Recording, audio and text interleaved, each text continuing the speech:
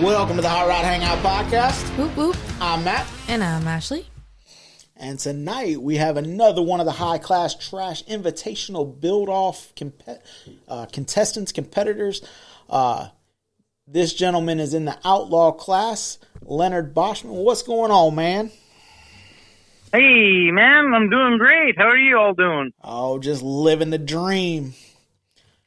Sitting here in sunny Manitoba at, it's only minus 18 degrees Celsius today. Ooh. Beautiful day. Oh, yeah. I mean, it could be worse, I guess. Good day to be in the shop. Start building stuff. Yes. So what originally got you into this crazy car obsession?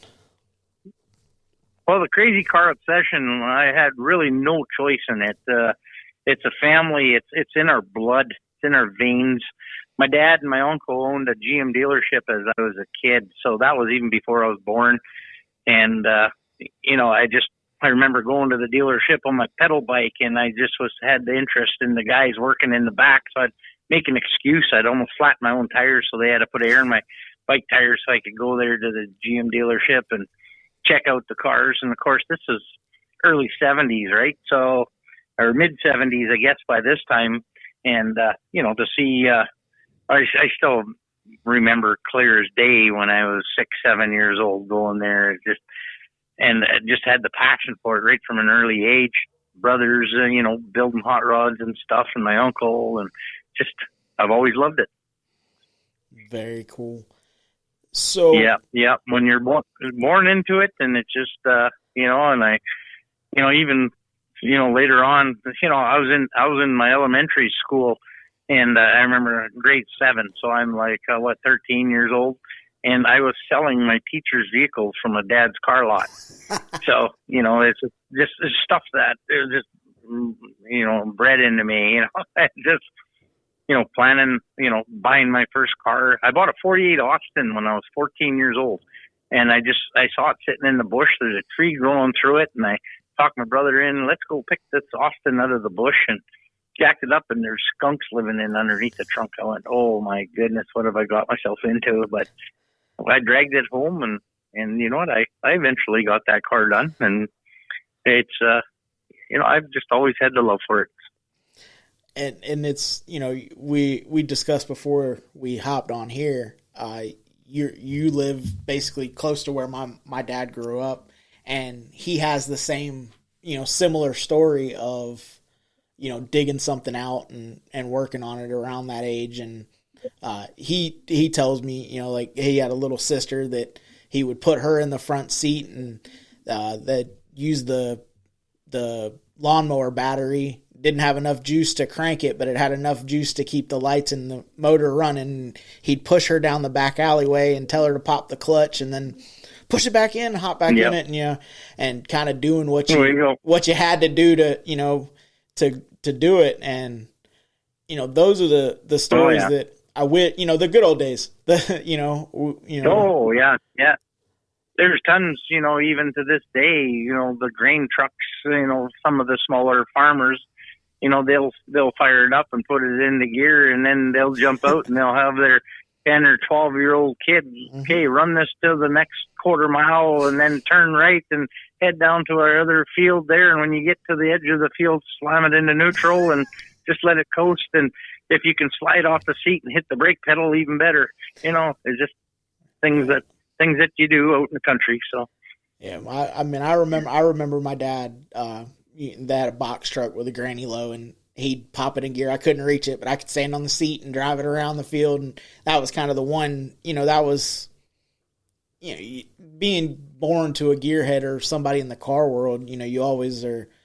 You go to get your license, and it's like, oh, you're learning how to drive, and it's like, well, I've been driving since I was old enough to see over the steering wheel. Yep. I think I was 8 years old when I first got in behind the wheel, and my brother said, here, this is how you drive. Go do it. So, yeah.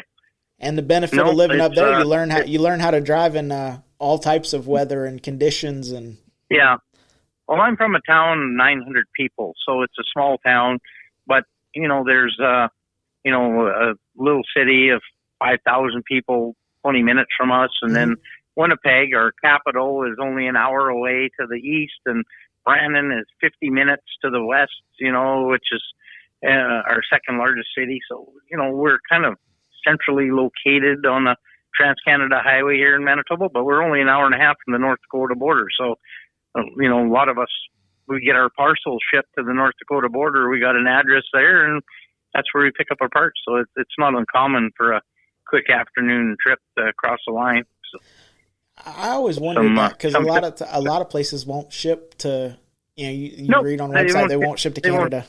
Yeah, no. So we all have an address, that's a common address at different border crossings, and we have parts shipped there. And then when we come up to the border guard, and we pay our duty and taxes, whatever is involved. A lot of antique parts, there's no duty on it anyway, so that doesn't matter. You just pay your tax on it, and they don't care. So yeah, that's kind of a good thing there. It's the pitiful thing that our dollar's worth crap, so everything we do is 30% more than what it costs there to do. But yeah, our cost of living here is so cheap. I guess it offsets it. So yeah, we were trying to we were talking about going up to Motorama just to go up and Mario and Kendra with Kalea Customs and Deadly Upholstery. They had invited us to come up, and I was talking to them, and I was looking at the hotels. I'm like, man, that hotel's expensive. And then I'm looking, and I'm like, well, no, it's only like $130. But in y'all's money, it's more. Everything looks more expensive, but once you knock it down, or knock the exchange rate off, it's like, oh, that's actually, it's in line or whatever, and just different. Or looking at property, interested in. I work for the property appraiser, so interested in what the market does everywhere, and seeing some of these, and it's like, oh man, like that house is really, really expensive. But then when you knock the 30% off, it's like, it's actually not that bad. No, exactly. So, and it's also a lot of different, with doing this and talking to people all over, you learn different car communities or car cultures in different places. It differs. Whereas like Florida, we were talking, we don't have a winter per se. So like our show season is, all year round. When people hear that we have a show in the first weekend of January, they're like, how? And I'm like, well, it's right. Last year I was in shorts. Yeah. It's better to have a show in January because you're only at 70 degrees versus the 110 in July or whatever. Right. That's exactly. Yeah. So a lot of your hot rods and muscle cars and stuff, people are all putting AC in it, and we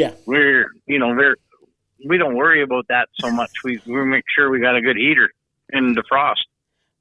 And also with Canada, y'all got stuff that we didn't get, and we got stuff that y'all didn't get. So like Mercury pickup trucks, I think y'all got Mercury trucks and we didn't.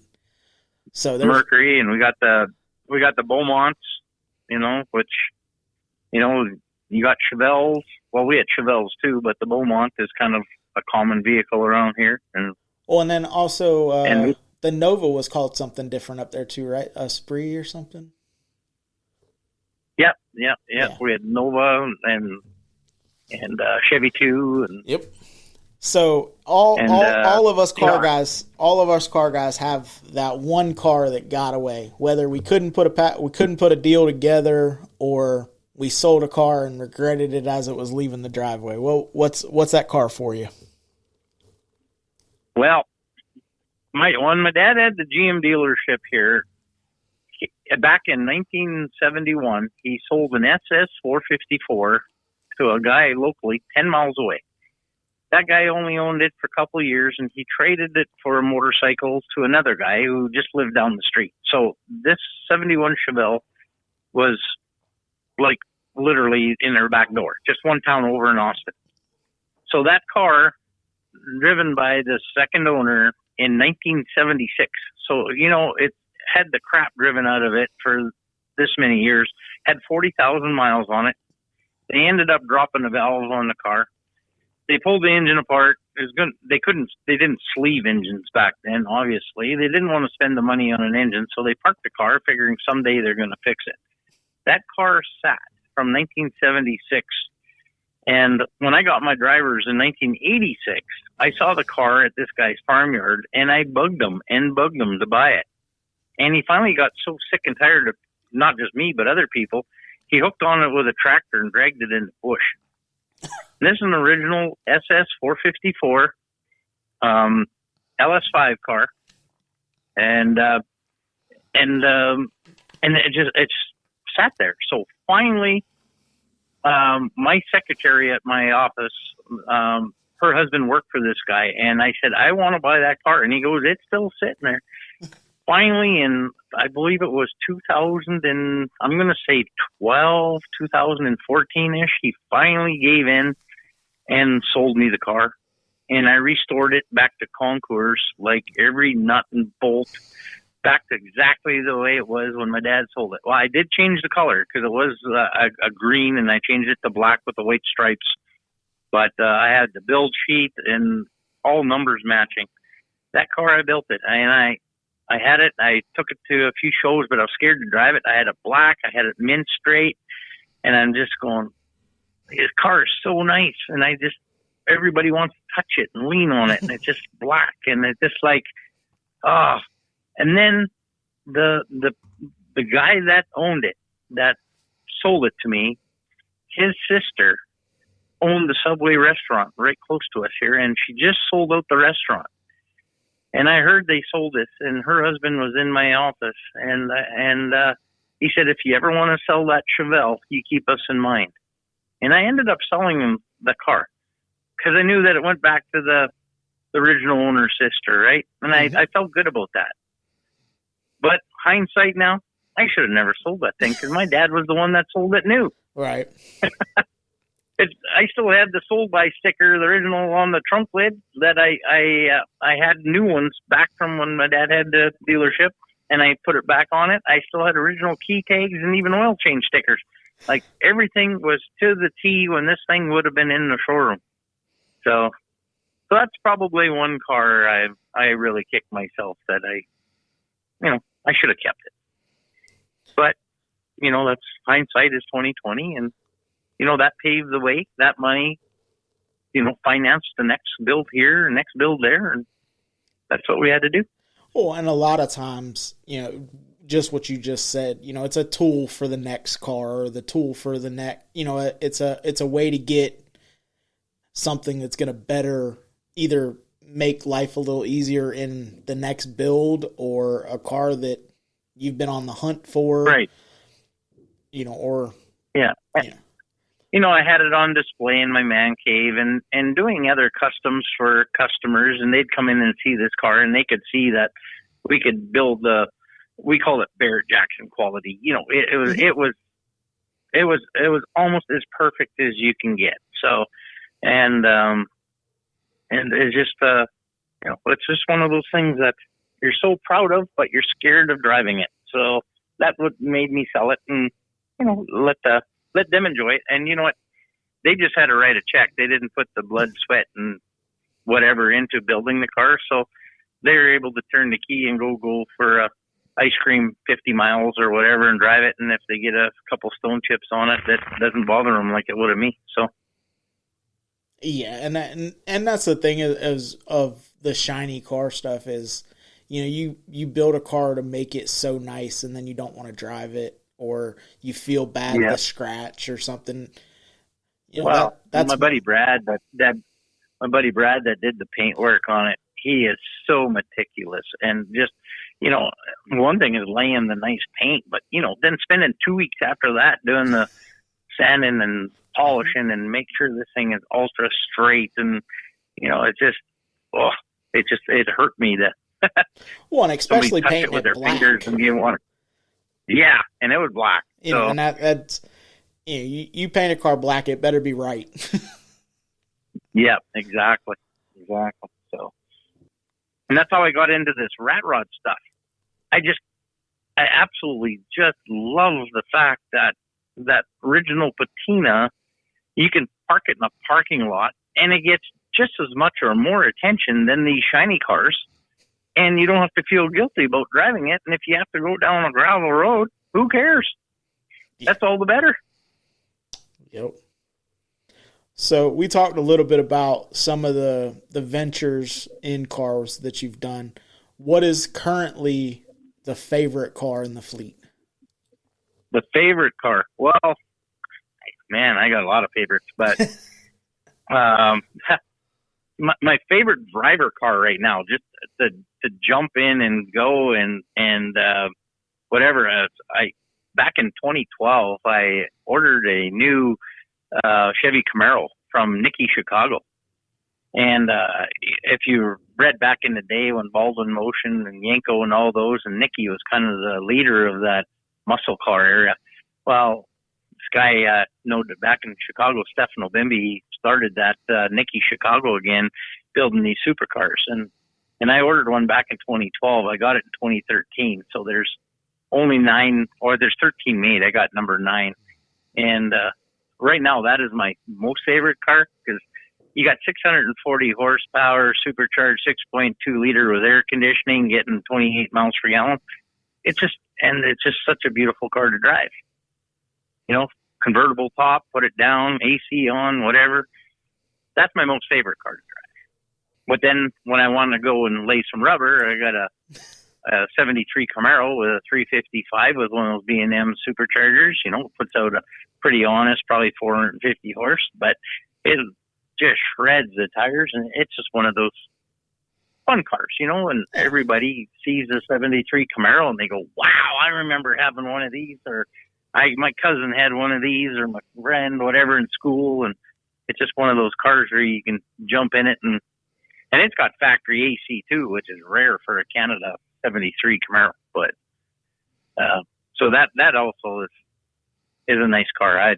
I really enjoy driving that one. Yeah, but as far as trucks go, well, now Brad and I designed. I always wanted an H1 Hummer, and I didn't have the money to buy an H1 Hummer back in the day.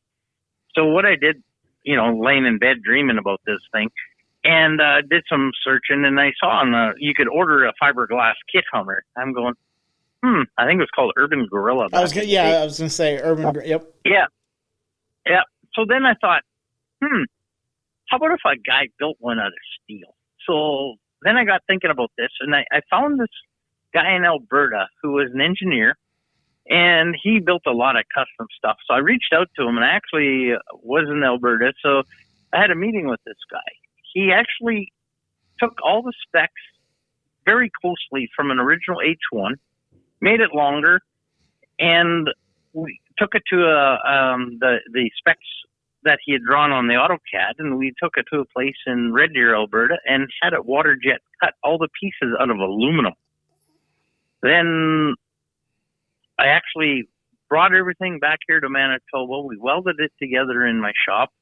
We mounted this Hummer H1 body onto a 2002 Ford Super Duty chassis.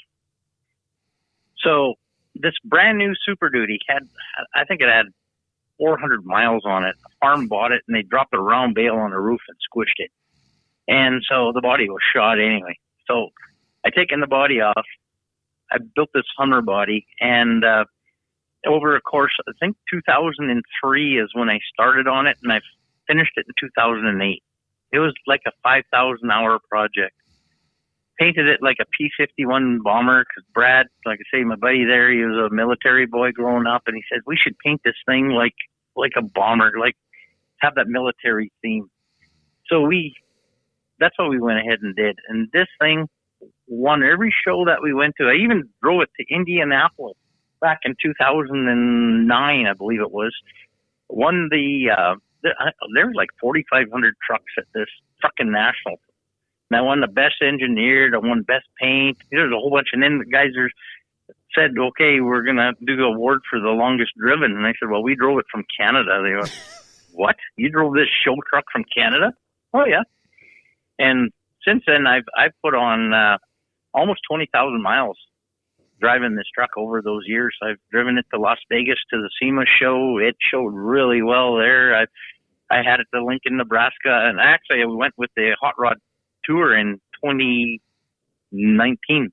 I think it was 2019 into Nebraska, and then from Nebraska we went into did with the whole crew with the International Rat Rod Build-Off, and ended up through New Mexico up into Las Vegas with it, and it that's the one I've driven the most. So, and that Hummer, I still have it, and I absolutely love it. And I had it booked in for the Barrett Jackson auction. I thought I was going to sell it, and I sent them pictures, and they ended up advertising it on their site, and I had everything ready to go. I was having it shipped to Phoenix, actually, to the Scottsdale auction, and I sat down there one day, and I'm looking at it, and I'm thinking, what am I doing? That's just absolutely silly. I can't do this. So I had to phone and cancel the auction. I had to get them to pull it. I'm just wrong timing. Yeah. So I still have it sitting here in my garage looking at it.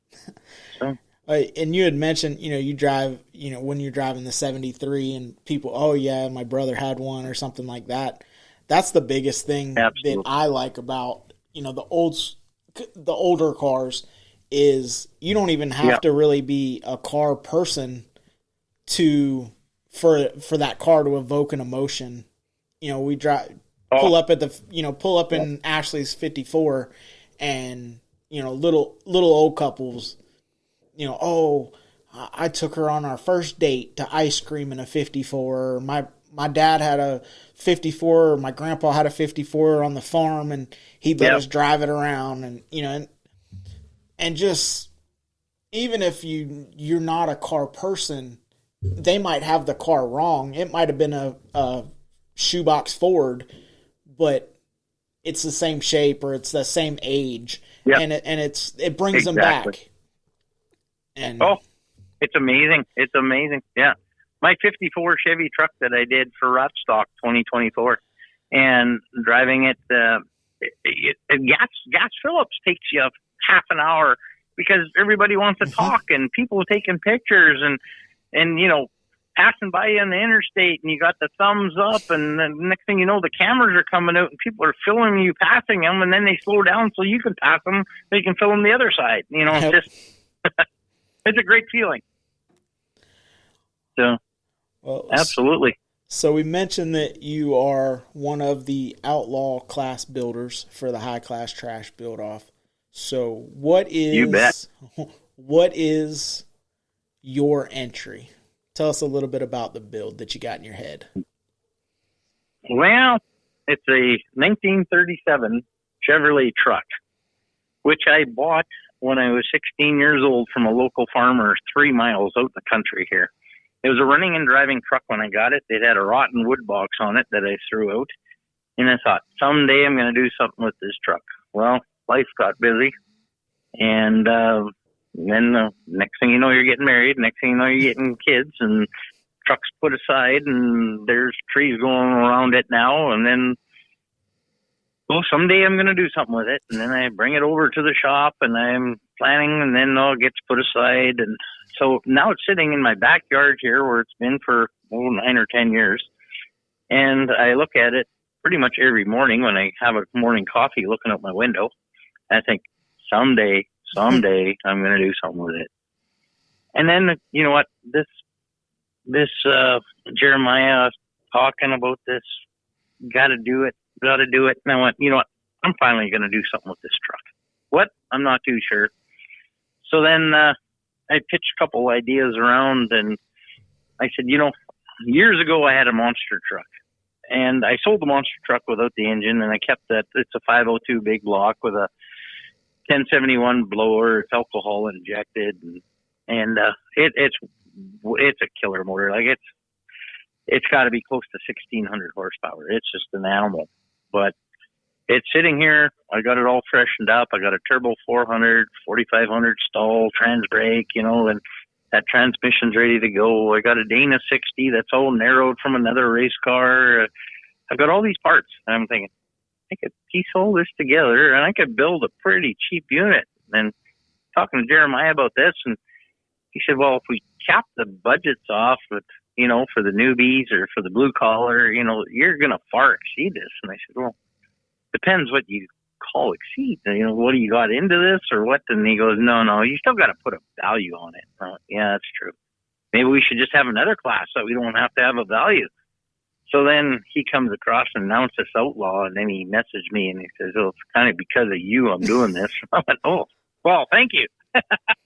So even though, whatever, it's not going to be that costly of a project because this stuff has been stuff I've had for 25, whatever, plus years.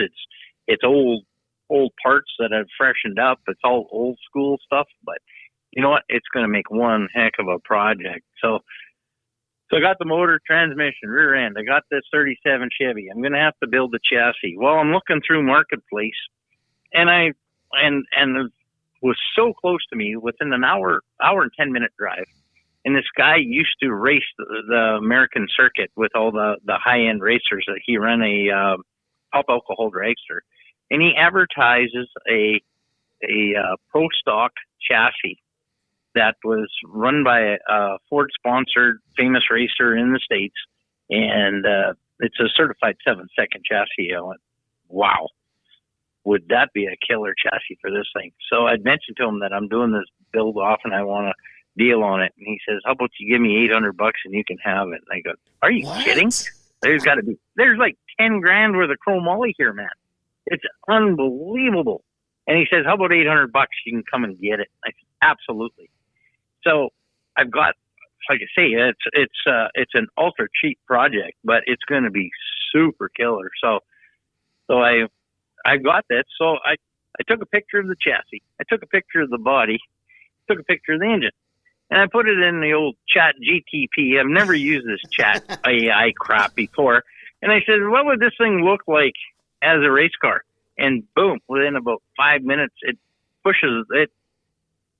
It's just like, there's my vision. And it's like, boom, it's right there. I went, come on, this is insane.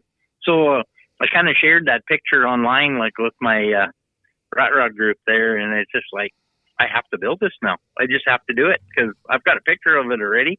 I built it in my brain, so might as well make it real. So that's what's going to happen. That's definitely going to be cool. But then Jeremiah, we were talking there. He says, you got this methanol burning 1600 horsepower engine that, it drinks like a fish. It's, what do you call that? Miles per gallon? You don't get miles per gallon because that's unheard of. And you're going to drive this thing? I said, you know what? I've got this little squirrel going around in my head. I've got a plan. And I said, if it works out, it's going to be something that I've never seen before in the hot rod world. I don't know if anybody ever has. It's been used in the industrial world, but it hasn't been used in the hot rod world. I said, I've got a backup plan, and it's going to work. And he goes, really? You need to tell me about it. So I run that by Jeremiah. He said, you are absolutely insane. I love it. So I plan on driving this thing for hundreds of miles, and it's going to be with this truck. And it like I say, it works out in my brain. And if it works out on paper and we'll get it built, it's going to be pretty wild. So it's definitely going to raise an eyebrow or two for sure with all the other builders. And I'm not building this thing to win by any means, but I always build something, or I try to build something that I haven't seen before. And that was the reason behind my 2019, 2020, whatever, the build that I did for that international build off, putting a diesel Power Stroke in the back of a 61 Econoline. I'd never seen this done before. So, hey, why not? Yeah, that's I've said it on, I think, every single episode so far of the builders. The victory comes from, getting your car there. And then exactly. Then second victory is making the cruise. And then as long as you're happy with it. You know what, and I find more joy building it and having people enjoy it, like having people ask questions. How did you do this? What made you do this? that's where I find my joy. I don't need to win a trophy. That is irrelevant. 30 years ago when I was a kid and I wanted to build a shiny car and have it at the car show and win first place, and that was all real good back then. But now I just love to build it for the passion. I love to make people happy with seeing my creations. And building that 61 Econoline, I ended up calling it the Mystery Machine. We made it painted like it and everything, and it's in the museum right now. And the guy said, just to show people that, this is a crowd attraction vehicle, and it was built by ourselves here in my little shop. It's just that's what gives me the joy. So yeah, it's awesome. It's awesome that, there's going to be so many different ideas and people pushing the envelope and pushing themselves. I haven't heard anybody, I haven't talked to anybody yet that's like, oh yeah, I'm building what I normally do. Every single person that I've talked to has pushed, they've said, hey, I'm going to push this. I'm going to, see if I can't make this happen. And that's what it's all about, is competing against yourself. And there's so many talented builders and so many great ideas and just fabricators. It's just, you're right. It's just, it's so nice to see people go out of their element and just going to build something maybe a little more wild or crazy or whatever, venture out. And it's just, I agree with you. It's so nice to see that. So I'm pretty excited. With Mississippi, there's going to be some pretty wicked rides. I really hope all 50 builders can show up that day. That's for sure, or that week. Well, speaking of the Mississippi show, is there a show or event that you try to make every year? Well, Back to the 50s is one of my really go-to shows. For one, it's really close, or really close for us. It's an 8-hour drive to Minneapolis. So that's the show. I started going in 1986, 87. They had it was the Street Rod Nationals then, so it was all pre-1948, and I had just had that 48 Austin, so that's what kind of made me drive back to the 50s to go check out and get some ideas. And I just kind of got hooked on that show, and I went back year after year, and when I got the Austin done, I took it there, and I actually met another Austin owner there that I ended up selling the car to eventually, and he's in Florida now as well. And but it's that was my favorite show, and I don't know if I've over the last 39 years, I've maybe missed 7-8 times, if that. So it's a very regular show for us. So, and my kids have all, gone multiple times, and my wife, and when we were dating, we went, when we got married, and, took our kids in car seats there, and, I had a 57 Oldsmobile convertible, and the kids are in the car seat in the back of that thing, and that's just something we did. So very cool. That was a highlight every June. We knew we were going back to the 50s. So, is there a show or event that you've never made that you would like to get to? Oh man, I've got a bunch of them. That turkey run that you have all in the Daytona Beach there. Mm-hmm. That's one in November. I kind of really been wanting to get to for quite some time, and then that Starbird Rod and Custom show in February. That's the one that I had plans of going this year. So I'm hoping that they can make that happen. I think that's right at the end of February there, February 20th or something. Yep. So, and if you do go, make sure you say what's up to Zach Parks with Wired Customs. He's doing the live chat this year. Okay, absolutely. But I was thinking about this question here, and then there's one that stands out. It's a cruise night.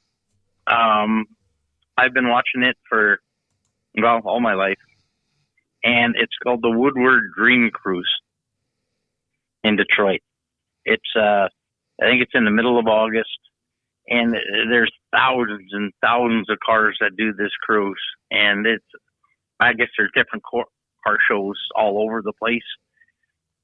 That is one that really, brings out the wild, the customs, whether it be I noticed from this year, there's upside down van, there's boats, there's cars that made out of shopping carts, and just different things like that, like radial flyer wagons that are hand built into a vehicle, and just stuff like that cruising the street.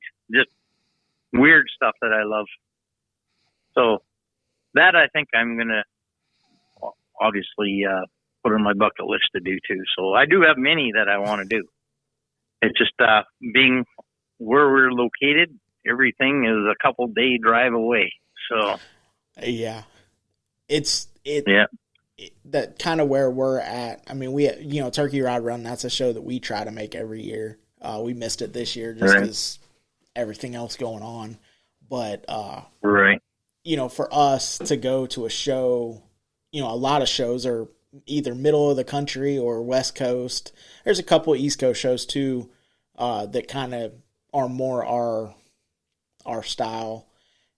But it's 3 hours to get out of Florida, and then we can head in a direction. So I definitely get that whole everything's a trip. Everything's a trip, exactly. Now we could jump on an airplane and fly and rent a car and go to the show. But it's always cool. I'm this guy that if I'm going to a show, I want to have one of my vehicles at the show. So I don't know. Just that's like going to SEMA. I've been to SEMA so many times that I finally wanted to build a vehicle there, and then one of my suppliers said, "Well, we'll sponsor you." And then, crap, now I've had 3 vehicles that I built for SEMA, and I just I'm kind of hooked on that too. So it's that's where you get a lot of new ideas and vendors and stuff like that. And I bought so much of my shop equipment there. It's just that's, you got to get the ideas there, then that's where we get them. And that's we missed a bunch of shows this year that we're going to try to make, and we made a couple in the tow rig or whatever, but a lot of them was, man, I wish my car was here, or we're not going to go because we don't have a car, because it's always cooler to be able to cruise something in, and even if it's nothing special, or you're not there to win nothing, it's always cooler to have something to cruise. Well, I'd love to come to your show this weekend. It's a 3-day drive. I'd have to be leaving tomorrow morning, but it's just something I just can't make happen. But man, oh man, it's just maybe once life gets a little farther along here and get a little more time, and the kids on their own type deal, maybe we can spend some more time on the road, but still got to make a living and keep the lights on. So that's a crazy thing too. That's the one unique thing that we have to our benefit is Ashley can work from anywhere. So that's nice. If I can get the time, she there's been a couple of times that we'll go somewhere and it's like a Friday, Saturday, Sunday thing, and I'll be like, okay, well, I'm going to go to the show on Friday by myself, and you can work in the hotel room, and then we go together Saturday and Sunday just because. Oh, that's nice. Yeah. It's fortunate that as long as she has internet, she can work. So. Right. I always say it'd be easier if a guy just won the lottery and be done with it, and then just do this full time. And I always joke. I always joke that I just want to do hood rat stuff I just want to build and talk hood rat hot rods with my hood rat friends. Yeah, absolutely. But absolutely. I haven't found anybody that wants to pay me enough to quit my day job to do it yet. Yeah. So. Right. Yeah. need to have a couple shops or scattered over the Midwest or down south, and have a couple rat rods at each location, so you can just fly there and then go to your shop just and hang out. Yeah, jumping around. Yeah. So, yeah. That's that's the ultimate dream. Yeah, I have a couple buddies that are one. The gentleman that we went on that the West Coast 10-day road trip with. When I first met him, he was like, "Well, don't be surprised, man, if I tell you like, hey, how far away are you from this? Hey, would you go pick it up if you like it, or go look at it if you like it, buy it, and I'll just keep it at your house." And I'm like, I wish I could do that. Right. Because it makes for, like that trip, the road trip was awesome, but it was like, oh, well, if Ashley was with me or we were in one of our cars, it would be cooler just because it's our stuff. You're not necessarily worried about it so much on it being somebody else's stuff or, oh, I want to go do this. You're kind of at the limbo of what everybody in the group wants to do. Right. Yeah, no, it's this car culture, car whatever life. It's definitely a unique one, that's for sure. And I wouldn't trade it for anything. So, you had mentioned that you had sold your shop out and, on that side of things. Is your wife and kids involved, or do they just tolerate? No, they just supportive of you doing it? Yeah. Well, my son, I did some real estate and then he got into the real estate. So he's now, doing that full time. So, and my daughter's in university right now going for her nursing course. So we do desperately need nurses. So I think she's in her third year of college right now. So a couple more years and she'll be, she can look after me when I get hurt or whatever. So that'd be nice. My wife is still working at our old business. So she's still doing the books there. And I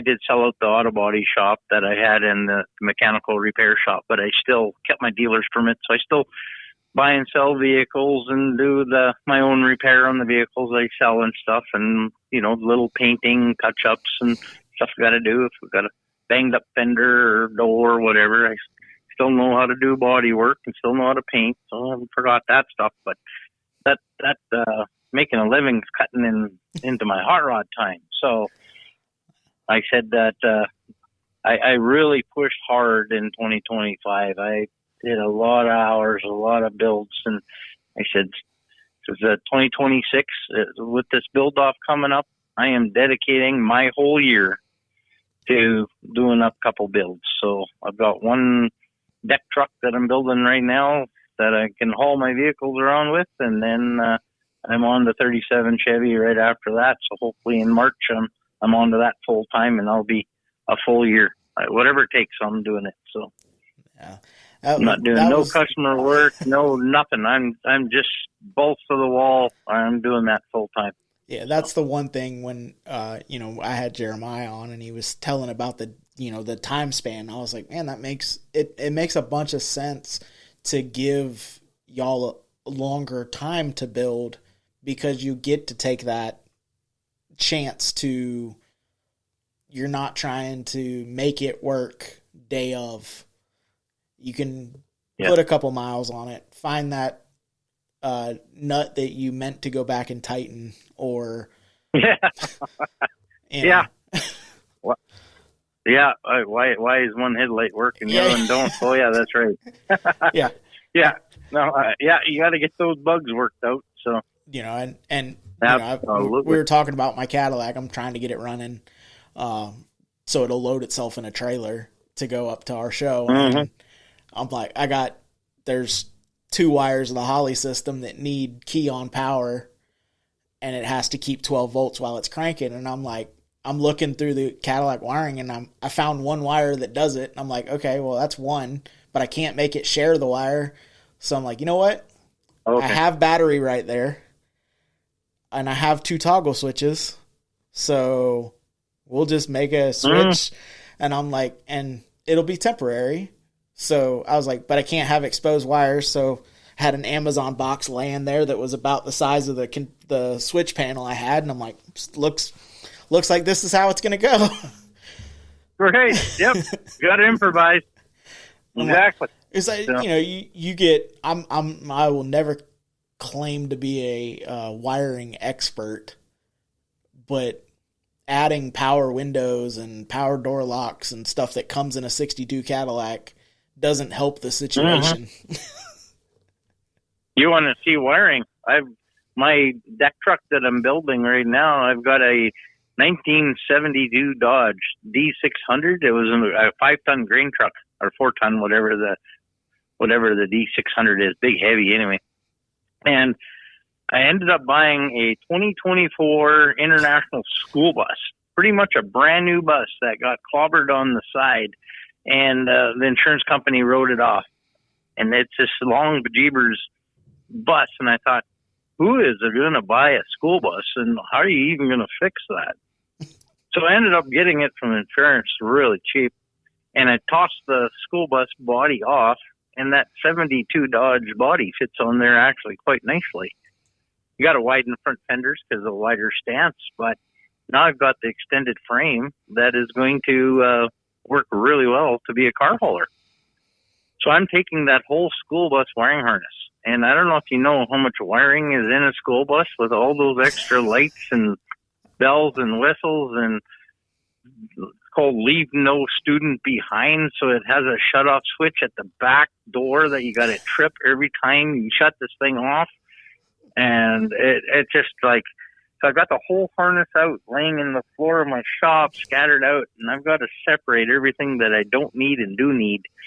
And well, this is a rat's nest, but it has a 6.7 Cummins with an Allison, and I want to keep all that powertrain. So it's just like, oh my goodness. Yeah, so a ramp truck or a ramp truck or a hauler truck is definitely one of my bucket list builds. Yep. So because it's a 72 Dodge and it's red, it looks just like the Sox and Martin hauler. And I thought, you know what? That's what I'm going to build. I'm going to paint the blue and white on it. I'm going to, and red, whatever. I'm going to make this like a replica type deal and go around the countryside and use that to pick up my hot rods, whatever. It's such a cool truck. I just got to do it. So that's what I've been working on for the last 3 months here right now. So I'm hoping to have it driving in March here, and then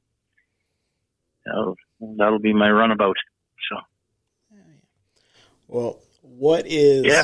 So I got more than enough on the go right now. A guy asked me the other day, "Holy crap, you got a lot of projects?" And I said, "Yeah, I should have enough till I'm about 110 now." So. Well, and that goes back to that whole, being able to do cars full time. I could afford to do that as long as I pass away by like Monday or something. Yeah. Oh yeah, no. Yeah.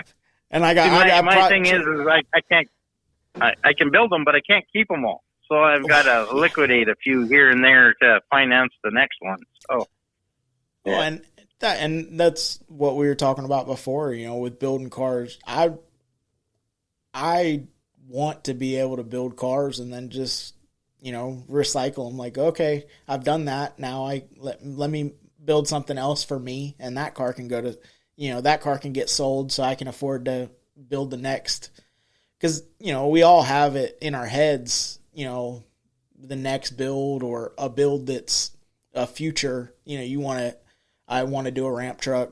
I really want to do a chopped Winnebago, like ramp truck. There's one that runs around Daytona, and he's always got some cool hot rod on the back of it. And I'm like, man, that would be so cool to have.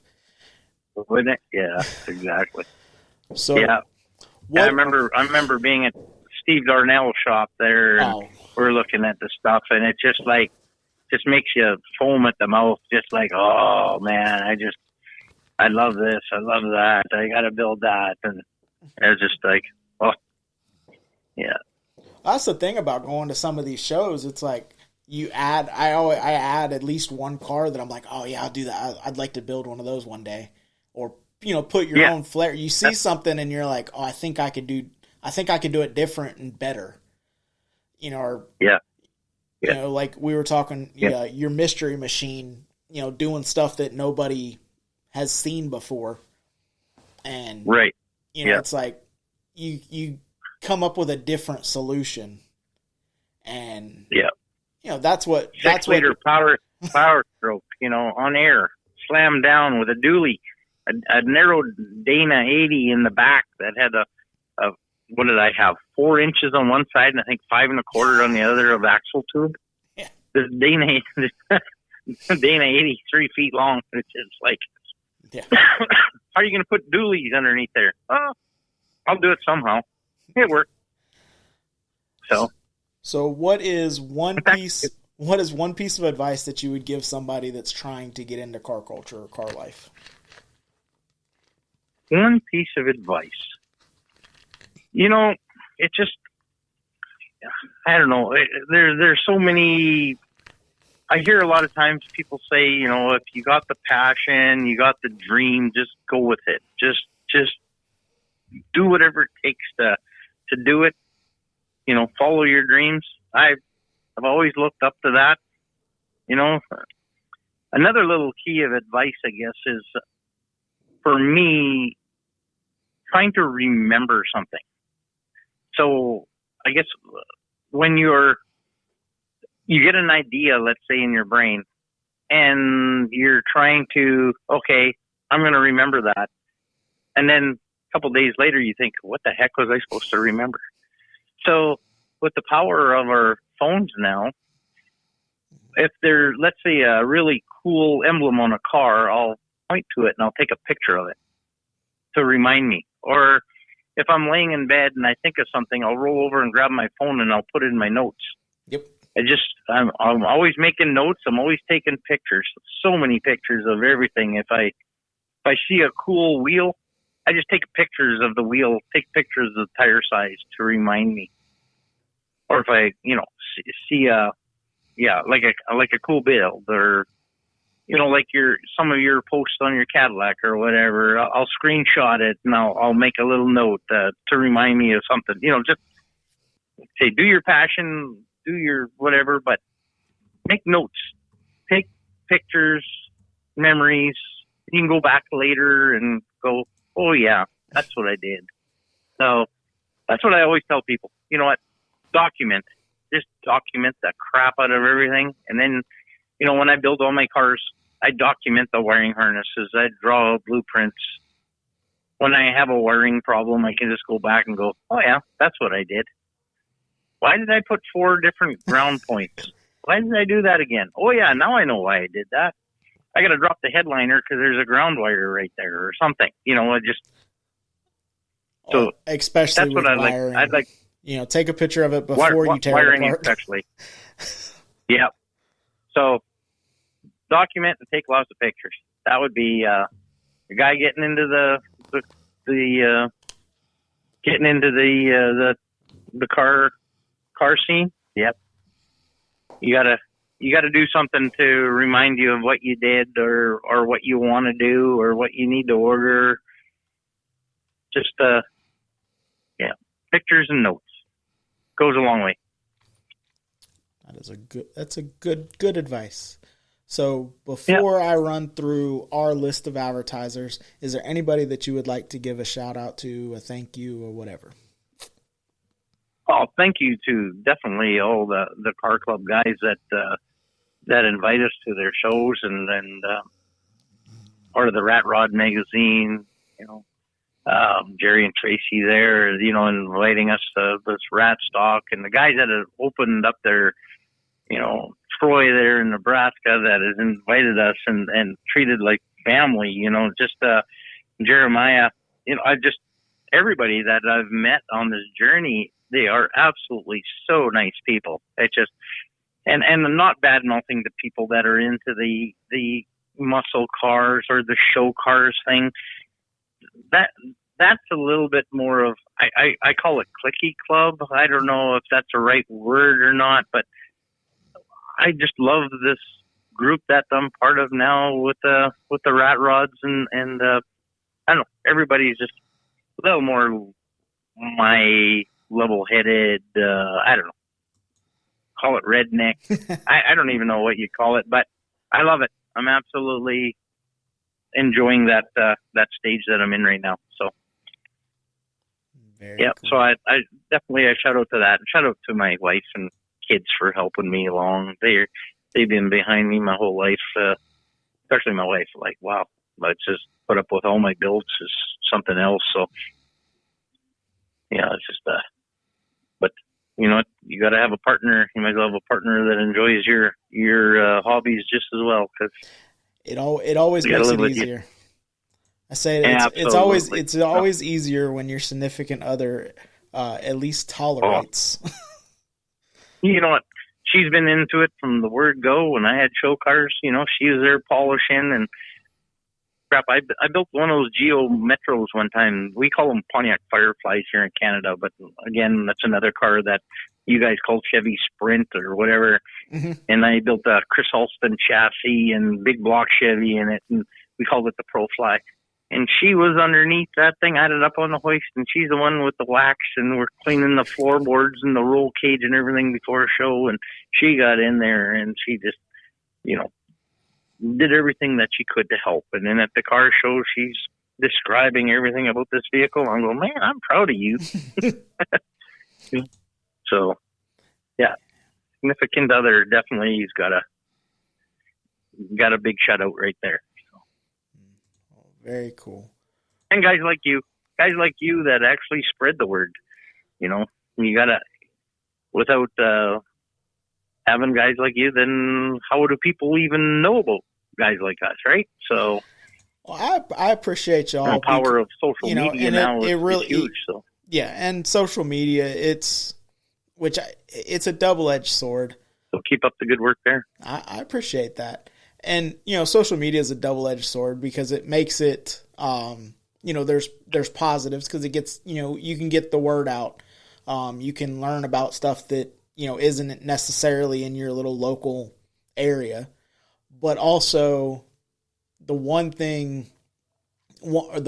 negative I see of social media is you no longer get the chance to fully unveil something special because, you know, everyone's so quick to take pictures and post it. And, you know, I miss the good old days of hot rodding, of going to Starboard or West Coast Customs or, you know, and seeing George Barris's new car or Gene Winfield or, you know, any of these guys that, you know, they didn't post pictures. So you had to show up to that event to see what they brought.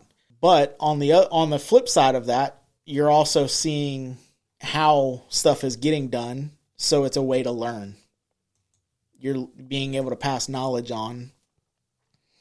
And people taking the time, and not everyone does it, but a lot of people have realized that this is going to go away if we don't bring the next generation in, or the next person that asks a question. Just because you know an answer doesn't necessarily mean that it's a stupid question, because how did you learn? Somebody had to tell you, or you had to learn it yourself.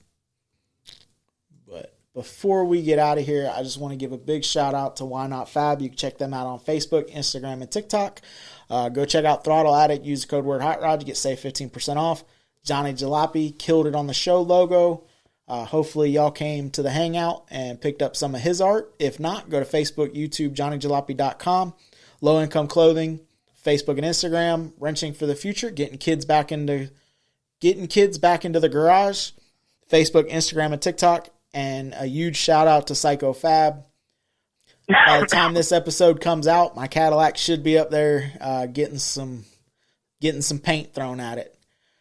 And a big shout out to you. I appreciate you coming on and talking to me for a little while. And look forward to catching up with you in Mississippi and checking in with how the build's coming along. But till next time, guys, get out and drive your shit. Later.